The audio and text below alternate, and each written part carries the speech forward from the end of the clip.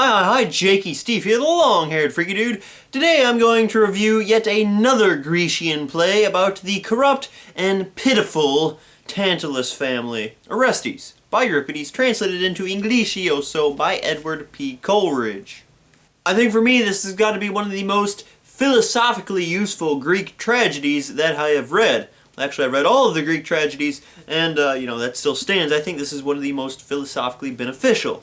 But being one of the last ones I read, that kind of tends to happen. The more tragedies that I've read, I find the more philosophically beneficial they become. So perhaps the philosophical quality and content that I found in here is actually just a product of me learning how to read. A development and culmination of reading the previous plays. Nonetheless, I think Orestes was a very rewarding read. A lot of great topics to chew on, especially in the areas of friendship and loyalty. So this play takes place after Orestes and his sister Electra, who is amazing by the way, and their friend Pylades, who is also amazing by the way, kill Orestes' mother Clytemnestra for killing their father Agamemnon for killing their daughter Iphigenia. It is a long story indeed. And I'd say there is about a dozen of the Greek tragedies are about this family and their woes. You think you'd get tired of reading about it, but I mean, it still fascinates me. Each tragedy has its own take on the story. They each address different bits of the story, maybe prequels, maybe post-quills, sequels. There we go, that's the word I was looking for. And some take it from different perspectives. I mean, hey, it's complicated, but it's an ancient Greasy family. What do you expect? But if you want a little context or pretext before reading Orestes, I suggest reading the plays Agamemnon or Shoephro by Aeschylus, or either of the Electras by Sophocles and Euripides. Personally, I prefer Sophocles' portrayal of Electra much more than Euripides' portrayal of Electra. But hey, my cup of tea might be different than your cup of tea. I'm an Earl Grey kind of guy, you might be an Arnold Palmer kind of guy. So, just see for yourself which of the Electra versions you like best. You can see my personal reviews for all of those right around here somewhere. But if not, let's jump right in, shall we? So Orestes was told by Apollo to kill his wicked mother, Clytemnestra. He does this, but the citizens of Argos aren't really too happy with the decision since it was their queen after all. So they want to go out in an angry mob with pitchforks and torches and kill Orestes, Electra, and Pylades. The main guy pushing for their execution is none other than their unbiological father, Tyndareus. Tyndareus?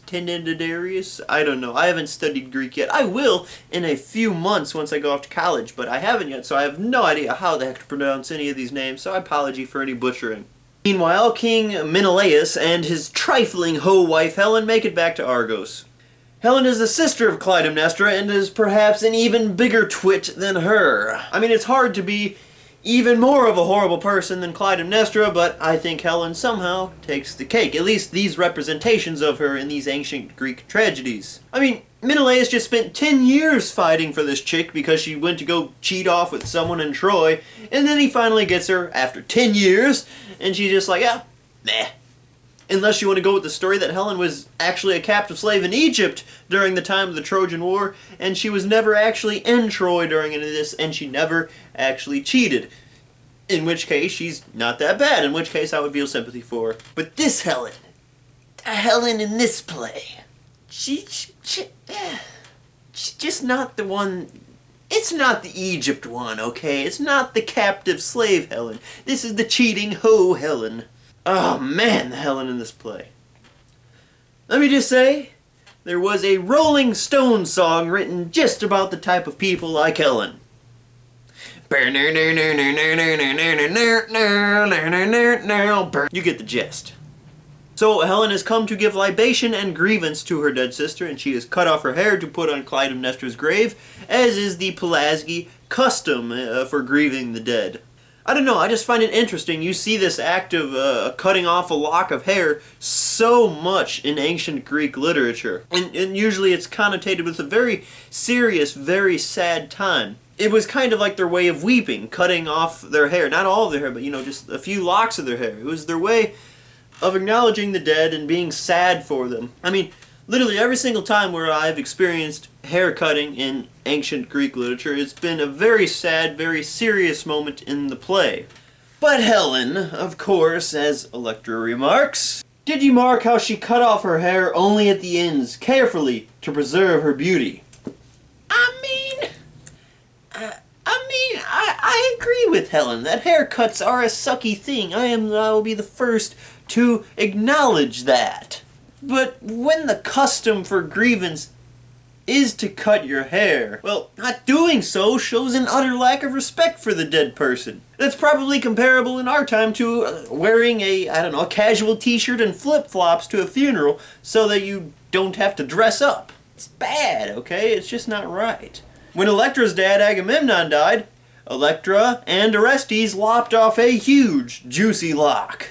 A golden lock, no doubt. That is how you can usually tell Electra and Orestes in these plays, by their golden hair. It is always associated with golden hair. That is one thing which has been consistent throughout all of these stories. When Antigone's brother died, a huge, juicy lock by Antigone.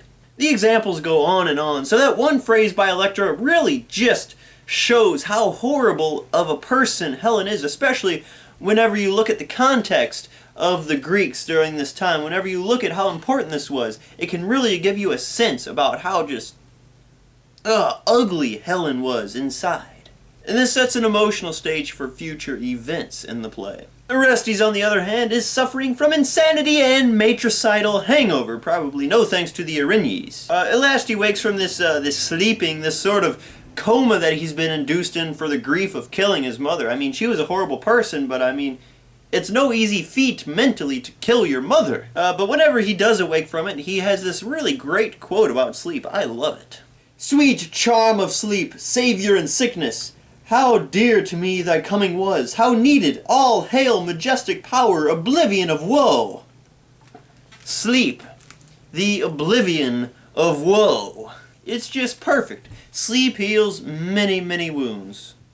Physical and mental. It makes me peacefully tired just thinking about it. But after awakening, he begins fading in and out of the thresholds of sanity, and begins picturing his sister Electra at times as his wicked mother whom he killed.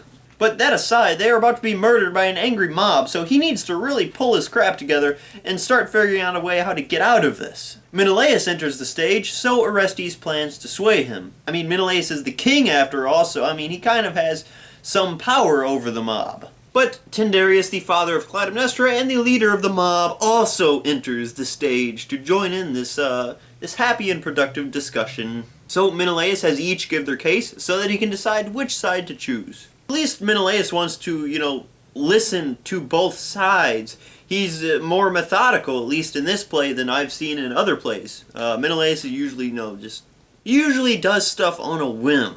Now, I naturally don't like Tyndareus being the antagonist of Orestes, but he actually gave a really good argument for his side, and had I been in Menelaus' shoes, I probably would have sided with Tyndareus rather than Orestes. As to why Menelaus is listening to Orestes in the first place, Tyndareus says this: "Why art thou speaking to a godless wretch like him?" To which Menelaus replies, "Because he is the son of one of whom I loved well." Fair enough. Tyndareus agrees that what his daughter did was indeed wicked, but cold-blooded revenge was not the solution, the right solution to handling this matter. Orestes should have brought it up with the law. No need for street justice here. Call for street justice! For though he had just cause for thinking her a wicked woman, he has surpassed her himself by murdering her. I mean, he did kind of put himself on equal grounds with Clytemnestra, even though that she was a bad person, and she did kill Agamemnon. Orestes in return killed her. So, I mean, from that perspective, Orestes isn't really too different than his mother. He was no better by killing her because she killed his father than because she killed his father because, so she claimed, he killed their daughter. And even later on, Tyndareus says this: "Take this case. The wife of his bosom has slain him. His son follows suit and kills his master in revenge. Next, the avenger's son, to expiate this murder, commits another. Where, pray, will the chain of horrors end? An eye for an eye makes the whole world blind. Gandhi, have you been reading Greek literature? I mean, it might feel good to take out revenge on someone who has done something really evil to you or someone that you love, but the fact of the matter is that revenge is just a never-ending chain. You seek revenge on them, someone who is related to them will seek revenge on you, and it will just keep on going. So, I mean, do I understand why Orestes did what he did? Yes. But was it the right decision? Absolutely not. We have law for a reason. We have law to create order. Law so that this sort of thing doesn't happen, so that it can be taken up legally, so that there can't be a chain of revenge, and he broke that. Now, ironically, Tyndareus wants to hang Orestes high with a mob, but at least they want to do it with legal means, in which case there's not really too much grounds for revenge whenever it's, a mob doing it, whenever it's legal. Orestes makes some good points as well. If women became so bold as to murder their husbands, taking refuge in their children, with the mother's breast to catch their pity, they would think nothing of destroying their husbands on any plea whatsoever. If there is no punishment, no fear, what is to stop evil plans from fully embracing reality? A blessed life those mortals lead who make wise marriages, but those who wed unhappily are alike unfortunate in their public and private concerns. In other words, a bad wife equals a bad life.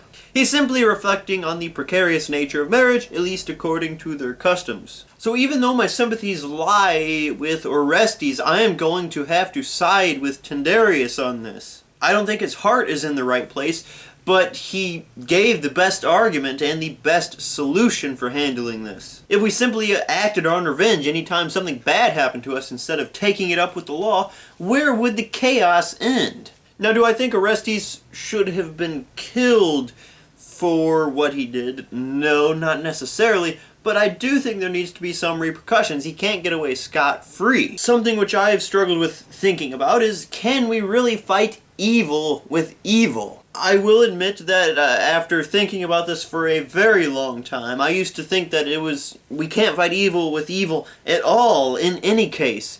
But I don't know, I'm starting to believe that there are some extreme measures where we have to fight a greater evil with a lesser evil, or otherwise perish at the hand of the greater evil and let them triumph. But in most cases, I do not think that we should fight evil with evil, and revenge is merely an equivalent or a greater extension of that acted upon evil.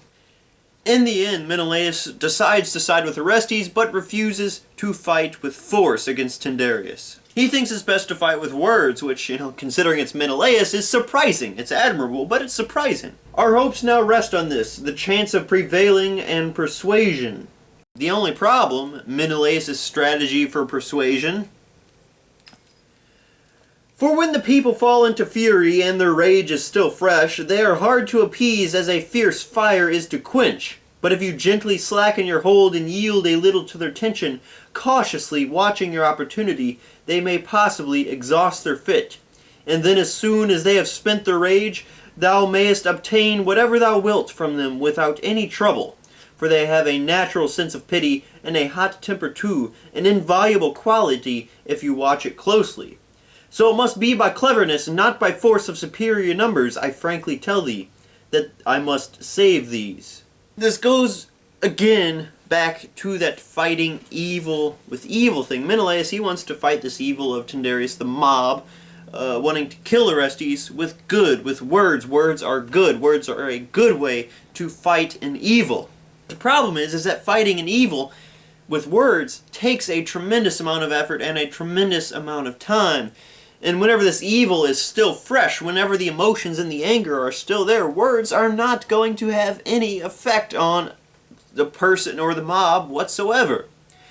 This is partly why I've begun to abandon the idea that it is possible to fight all evil with only good. Because some evil is swayed by emotions, and some emotions are so powerful that they just won't give in to reason or words alone. So there needs to be some kind of force there, some kind of violence, unfortunately. But perhaps it is indeed necessary if you want to survive. So don't get me wrong, I think what Menelaus proposed is a fantastic philosophy, and I'd stick with it in almost any other case. It's a fantastic rule to persuade by, and cleverness is always preferable to force. But not in this case, where they're very short on time. His plan takes a lot of time, weeks, months, years. Orestes is going to be executed days, perhaps hours from now. So Orestes, he essentially takes this as a betrayal. So Orestes, Electra, and Pylades make a feeble last-minute attempt at saving their lives. They know they're going to die anyway, so they're willing to try anything. So what their plan is, they lure in Helen and slay her. They kill her, supposedly. Then they capture Hermione, Helen and Menelaus' daughter, not the beautiful mudblood from Harry Potter. And Orestes holds Hermione on the roof of the castle at sword point whenever Menelaus approaches. He tells Menelaus to convince the Argives to not kill him and to have the kind that was his father's. At first, Menelaus, being the arrogant and pompous man that he is, disagrees, despite the possibility of his daughter Hermione being killed at sword point. He doubts Orestes will do it. Menelaus, kill her, for thou wilt be punished by me for such a murder. Orestes, agreed. Menelaus, no, refrain. Menelaus, being the dim-witted man that he is, somehow overlooked the fact that Orestes is going to be killed anyways, no matter what. He had nothing to lose and everything to gain. He was a loose cannon right there. He would have killed Hermione. So finally, Menelaus gives in and rides off to do what Orestes has requested. At which point we get a stereotypical Euripidean deus ex machina. In this case, it is a divine intervention from Apollo. He says that Electra is to marry Pylades, and that Orestes is to first go on trial for the murder of his mother, which you can sort of see in the play by Aeschylus Eumenides, and then he is to return home to claim his kingdom, and ironically marry Hermione, the very girl whose neck is pressed against the point of his sword during the time of this divine intervention. Oh man, I bet his husband and wife some fun and exciting roleplay will spawn from that one. 50 Shades of Orestes. And if you want to get more into detail and read more about how Orestes comes to marry poor Neoptolemus' betrothed, Hermione, then you can read the play Andromache, also by Euripides. And unfortunately, even though Orestes slayed Helen, it turns out that she's not dead, because apparently she's a god! Daughter of Zeus, sister of the Discorii. But then by that logic, shouldn't Clytemnestra also be a god, since she's the sister of the Discorii and Helen and a daughter of Zeus? Euripides never mentioned it, but heck, none of the other plays ever mentioned it, but by this logic in here, it seems it must be true. Which sucks. Why must the horrible people always be the immortal ones? Except for you, Athena, you're awesome. But man, Helen and Clytemnestra being immortal gods, it turns my stomach. One of the themes which I found a particular likeness to and it made me think a lot about was friendship. And here we had both the betrayal of Orestes by Menelaus and the complete devotion to Orestes by his friend Pylades. We have both ends of the spectrum, complete, utter devotion and betrayal. Here's some quotes. For such friends as desert us in the hour of adversity are friends in name, but not in reality. And friends are bound to succour friends in trouble, but when fortune giveth of her best, what need of friends? For God's help is enough of itself when he chooses to give it. Both of these quotes, spoken by Orestes, are of course directed towards Menelaus. When projectile substances flew from the sphincter and smashed into the rotating blades, Menelaus turned away. It became too much of a burden to help Orestes. And that is what can truly test friendship, the burden of hardship. When everything's going great, it's easy to be friends with someone. There is no burden. The friendship doesn't require blood, sweat, or tears. Pylades, on the other hand, he is just a fantastic friend and a really great character. He had great character, and I especially loved his portrayal here. He appeared in other plays, but I never really noticed his presence that much. Here, though, he really sticks out as a great person, and I would really love to see more of him. For example, Pylades didn't need to die for the murder of Clytemnestra. The mob wasn't going to kill him. Even though that he helped out Orestes and Electra, he wasn't going to be killed. But he couldn't bear to see his friend Orestes and Electra, who he had helped commit the crime, be punished alone, so he wanted to suffer it with them. He refused to let Orestes be punished alone. He was willing to die with Orestes even when he had an escape route. It's incredibly noble and incredibly admirable to stand up with a friend all the way until the end like that. At one point, Pylades says this: "How shall I prove my friendship, if not by helping thee in sour distress?" And Orestes says this about Pylades: "A man whose soul is knit with thine, though he is not of thy kin, is better worth owning as a friend than a whole house of relations." A man whose soul is knit with thine. It's very powerful, not to mention it's beautiful. Their souls aren't just close together, they don't just have things in common, they're knitted together. Their souls are like just one being, one thing. They might as well be one. That's how great of a friend Pylades is. He's always there. Orestes' pain is Pylades' pain. Everyone deserves a friend like Pylades. And I'm very glad that Apollo, commanded that Electra marry him. She's one of my favorite Greek heroines. She deserves a good man like Pylades, and Pylades deserves a good woman like her. My mind can rest easily at night knowing that these two great people have come together and that no tragedy will befall them. Anyways, moving on, Menelaus on knowing when to talk. There are occasions when silence would be better than speech. There are others when the reverse holds.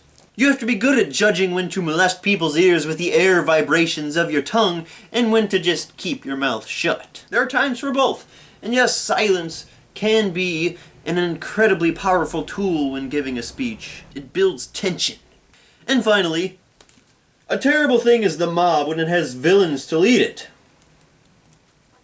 This struck me because I began thinking about who the villains of today's mob are. And not all mobs are led by villains. There are some good mobs too. Mobs can be beneficial when used in the right way for the right causes. i.e. not burning down half your city. Well, thank you for watching this book review of Orestes by Euripides. I do hope you read it. I hope you enjoy it, and we can discuss it here in the comments section below when you're done. How great would that be? If you want to check out my channel, there's a whole bunch of great more book reviews, cooking tutorials, headbanging to classical music. Just be sure to hit that subscribe button and you will get updates on all the new stuff. A whole bunch of great new stuff coming out soon. And also, I will be going off to college soon, and that is going to be a lot of money. I am broke, and I'm going to be going to tons of debt. So I do hate to do this, but I do have a GoFundMe page. So if you're interested, if you could please just stop by there, donate just even a small amount, $1 or $2. It'd be incredibly helpful to my fund, to my cause, so that I can get the education that I desire. Well, I'm Jakob Stief, the long-haired freaky dude. I hope you have a fantastic day, and there will be more great stuff in the future. See y'all later.